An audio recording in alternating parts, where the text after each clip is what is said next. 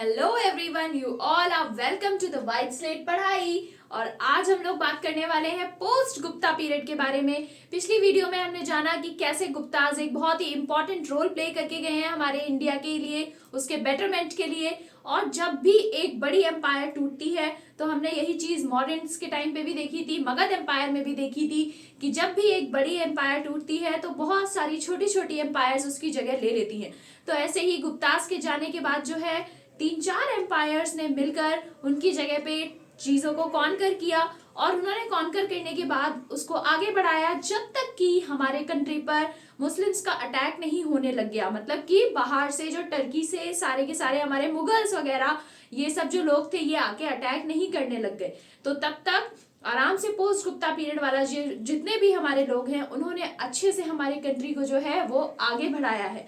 ठीक है, तो अब हम इसी के बारे में जानने की कोशिश करेंगे कि पोस्ट गुप्ता पीरियड में कौन कौन सी डायनेस्टीज थी, किस किस हिस्से को वो यहाँ पर जो है वो रूल कर रही थी। कोई तमिलनाडु का है, कोई वातापी का है, कोई कर्नाटका का है। तो इन सब जगहों के बारे में हम जानेंगे और फिर एंशिएंट हिस्ट्री की अपनी एंडिंग कर देंगे। पोस्ट गुप्ता पीरियड जो है हमारा वो 550 एडी से स्टार्ट होता है, जब हमारे गुप्ताज की डायनेस्टी जो थी, एक गोल्डन पीरियड इंडिया का ख़त्म हो गया था। और 750 एडी तक जो है वो पोस्ट गुप्ता पीरियड चलता है। इसके आगे फिर हमारी मेडिवल हिस्ट्री जो है उसकी शुरुआत होती है। तो जो सबसे पहली डायनेस्टी आती है हमारे गुप्ताज के जाने के बाद वो है हमारी वर्धान डायनेस्टी, या फिर इसका अलग एक नाम है हमारा पुष्यभूति डायनेस्टी, जिसके नाम से आपने इसे सुना होगा। तो इसके अलावा जो इसके फेमस राजा थे हमारे वो थे हर्षवर्धना। इनके बारे में भी आपने कई बार कई जगह पे जो है वो सुना होगा। तो जो ये है हर्षवर्धन राजा थे, इनका जो बर्थ है वो हमारा हरियाणा में हुआ था। एक राजा हुआ करते थे प्रभाकर वर्धान तानेसर के, तो उनके यहाँ पर जो है हर्षवर्धन का जन्म हुआ। इन्हें सिलादिया के नाम से भी जाना जाता है। ये हिंदू थे हमारे, लेकिन बाद में जो है इन्होंने बुद्धिज़्म को, महायाना बुद्धिज़्म जो है उस वाले सेक्ट में जुड़ गए थे। मैंने आपको सेक्शंस पढ़ाए थे बुद्धिज़्म में, तो उसमें जो महायाना वाले बुद्धिज़्म थे उनके साथ जो है ये जुड़ गए थे। इनकी वाइफ थी दुर्गावती और इन्होंने अपनी कैपिटल जो है वो कन्नौज में शिफ्ट की थी, या फिर आप कह सकते हैं इनकी कैपिटल जो थी वो कन्नौज में थी। और इन्होंने गुजरात के बहुत ही फेमस राजा थे वालाभी किंग, तो उनको जो है हरा दिया था।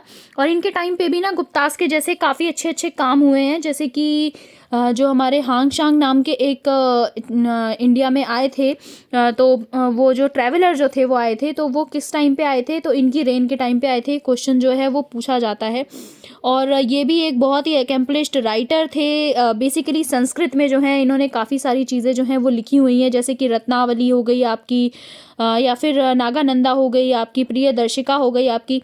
तो संस्कृत में इन्होंने काफ़ी जो चीज़ें हैं, स्टोरीज जो हैं वो लिखी हुई हैं। इसके अलावा जो है बाना भट्टा इनके कोर्ट के पोएट थे और इन्होंने हर्षवर्धन के ऊपर ही एक पूरी की पूरी किताब लिखी थी जिसका नाम है हर्षचरिता। तो आपसे ऑटोबायोग्राफी ऑफ हर्षवर्धन अगर पूछा जाए तो वो बाना भट्टा ने लिखी है, हर्षचरिता। इसके अलावा जो है वो बहुत ही जेनरसली सपोर्टेड जो है इन्होंने किया था नालंदा यूनिवर्सिटी को, जो कि गुप्ता पीरियड में बनाई गई थी हमारी।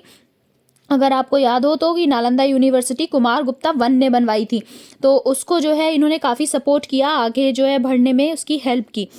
इसके अलावा जो है एक बहुत ही अच्छे ये राजा रहे हैं। और जिससे पहले कि हमारा आगे मुस्लिम्स का इंटरवेंशन होता है इंडिया में, उससे पहले जो है इन्होंने काफ़ी वास्ट पोर्शन जो है इंडिया का उसके ऊपर रूल किया।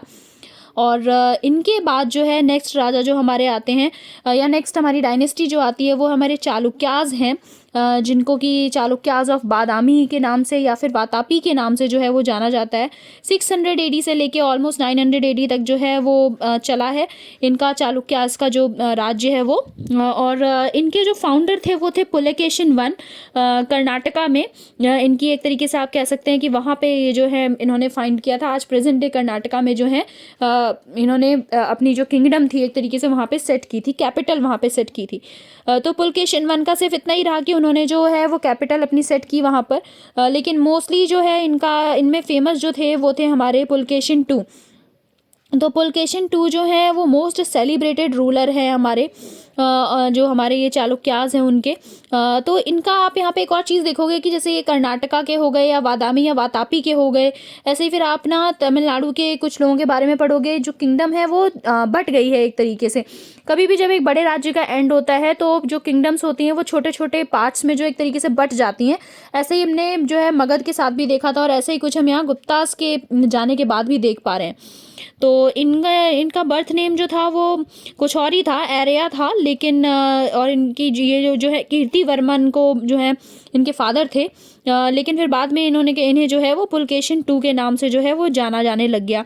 इन्होंने कौशल के किंग हो गए, कलिंगा के किंग हो गए, ईस्ट में इन सबको जो है वो हरा दिया था, और साउथ में भी इन्होंने महेंद्र वर्मन वन जो थे उन्हें हरा दिया था। इसके बाद इन्होंने हर्षवर्धन को भी हराया, जो अभी अभी हम पढ़ चुके हैं, जिनके बारे में नर्मदा रिवर पर इनकी फाइट हुई वहाँ पर। और 618 AD में जो है इन्होंने हर्षवर्धन को भी हरा दिया था। और इन्होंने जो हर्षवर्धन को हराने के बाद इन्हें काफ़ी बड़े बड़े टाइटल्स मिले, जैसे कि पृथ्वी वल्लभ, परमेश्वर, या फिर सत्य शर्याया। तो इस टाइप की चीज़ें जो हैं होती रहती हैं। जब आप एक बड़े राजा को हराते हैं तो ज़रूर आपको भी बड़े बड़े नाम जो हैं वो मिलते हैं। इसी के अलावा जो है दक्षिण पतेश्वर नाम का भी टाइटल जो है इन्हें मिला। इससे पहले भी दक्षिणापति जो है हमने मगध एम्पायर में पढ़ा हुआ है कि एक को टाइटल जो है उनकी वाइफ के द्वारा दिया गया था। तो ऐसा ही कुछ यहाँ पर भी है कि यहाँ पर भी टाइटल जो है वो एक तरीके से दक्षिण परमेश्वर का नाम का जो है वो पुलकेशिन II को यहाँ पर मिला हुआ है। इन्होंने जो है साउथ इंडियन में जो है वो गोल्ड कॉइन्स जो हैं वो इशू किए। पहले ऐसे राजा थे जिन्होंने गोल्ड कॉइन्स जो हैं वो भी इशू करना स्टार्ट कर दिया, आप कह सकते हैं। इसके अलावा जो हमारे Narasimha Verma of Palwas of Kanchi plundered his capital and put him to death in 642 AD। तो अब ये ख़त्म कैसे हो गई इनकी किंगडम या क्या हुआ? तो जो नरसिम्हा वर्मा थे पालवाज कांची के, तो उन लोगों ने क्या किया यहाँ पे कि जो है इनकी कैपिटल में एक तरीके से अटैक किया 642 AD पे, और उसी टाइम पर जो है इनकी डेथ जो है पुलकेशिन II की उस टाइम पे हो जाती है। इनके कोर्ट पोएट रवि कीर्ति थे, एंड इन्होंने भी संस्कृत लैंग्वेज में जो है इंस्क्रिप्शंस, आइहोला इंस्क्रिप्शंस जो हैं वो लिखी हुई हैं कर्नाटका में ही। तो ये सारी बातें थी हमारी चालुक्यास ऑफ बादामी के बारे में। तो इसी के अलावा जैसे अभी यहाँ पे आपने एक और नाम सुना, यहाँ पे आपने पालवास का नाम सुना, तो जो है चालुक्यास के बाद जो है दो और चीज़ें आती हैं। एक तो अपना चोलास ऑफ तंजावर हैं, तमिलनाडु को हम पहले तंजावर कहते थे वहाँ के। तो पहले इनके बारे में जान लेते हैं। इनके फाउंडर थे हमारे विजयाला चोला, और ये एक बड़ी अच्छी डायनेस्टी साउथ इंडिया के साइड में रही थी हमारी। और इनकी एंशिएंट कैपिटल वैसे उरायूर थी, लेकिन बाद में इन्हें तंजावर या फिर तमिलनाडु आज प्रेजेंट डे का जो है वहाँ पे अपनी कैपिटल को जो है सेट कर लिया था। और इनके बारे में इनके विलेज एडमिनिस्ट्रेशन बहुत अच्छा था, उसके बारे में आपको उथई मैरूर इंस्क्रिप्शंस में ज़रूर देखने को मिलेगा। यही क्वेश्चंस हैं जो बनते हैं, आप जो है इनके बारे में समझेंगे तो आपको समझ आएगा। जैसे ऊपर जो है अहियोला इंस्क्रिप्शन के बारे में बात हुई थी जब हम पुलकेशिन के बारे में बात कर रहे थे, और अभी जो है यहाँ पे उथई मैरूर इंस्क्रिप्शंस के बारे में बात हो रही है। तो चोलास की जो है वो उथई मैरूर इंस्क्रिप्शंस हैं जो उनके विलेज एडमिनिस्ट्रेशन के बारे में बताती हैं।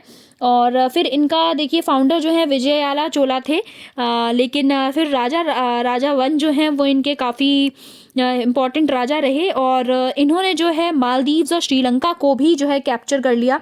तो नीचे की साइड भी देखिए आप, जो कैप्चर करने वाला काम है वो काफ़ी अच्छे से कुछ लोगों ने किया है।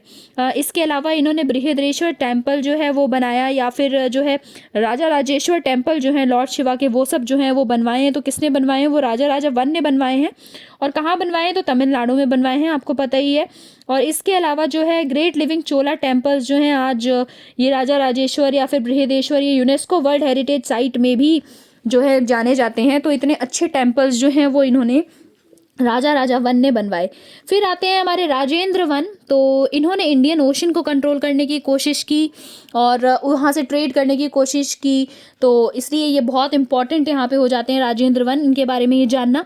और इन्हें टाइटल जो है वो दिया गया था गंगई कोडा चोला का। तो कि एक तरीके से जो है काफ़ी अच्छा जो है चोलाज ने भी तंजावुर के काम किया। और फिर लास्ट में हमारे एंशिएंट हिस्ट्री की एक तरीके से लास्ट डायनेस्टी है जो आप कह सकते हैं वो है पालवाज ऑफ कांचीपुरम। इनका भी वही 600 से 900 AD के बीच का ही टाइम लाइन रहा है। और इनके फाउंडर जो थे वो शिमाश विष्णु थे और तमिलनाडु में ही इनकी भी कैपिटल रही, लेकिन फिर जो है बाद में कांचीपुरम में जो है शिफ्ट कर दी गई। इन्होंने भी संस्कृत को पैट्रोनाइज किया और ये इनकी जो हमारी कैपिटल है, जो इनका काम है, ये बिल्कुल एम्पायर जो है वो बिल्कुल एकदम साउथ में, एकदम नीचे जाकर जो एक्सट्रीम साउथ एम्पायर इनकी मानी जाती है। और इसके अलावा जो है रथ टेम्पल एट महाबलीपुरम जो है, इनके बहुत ही जो फेमस राजा थे नरसिम्हा वर्मा वन, उन्होंने बनवाया था रथ टेम्पल महाबलीपुरम में। इसी तरीके से नरसिम्हा वर्मा वन ने जो है कोणार्क सन टेम्पल जो है वो भी बनवाया हुआ है। इसके अलावा शोर टेम्पल महाबलीपुरम में बना हुआ है और कैलाशनाथ टेम्पल जो है कांचीपुरम में बना हुआ है, वो नरसिम्हा वर्मा टू ने जो है वो बनवाया हुआ है। और ऐसे ही हमारे वाईकुंते प्राइमल टेम्पल जो है वो नंदी वर्मन टू ने बनवाया हुआ है। तो पालवाज ने एक तरीके से नीचे जो है साउथ में, एक्सट्रीम साउथ में काफ़ी अच्छे अच्छे टेम्पल्स जो हैं वो बनवाए हुए हैं, संस्कृत को पैट्रोनाइज किया है और काफ़ी अच्छा जो है इन्होंने भी हमारी संस्कृति को बचाने का काम किया है। तो इसी के साथ हमारी एंशिएंट हिस्ट्री ख़त्म होती है और अब हम नेक्स्ट लेक्चर से अपनी मेडिवल हिस्ट्री शुरू करेंगे।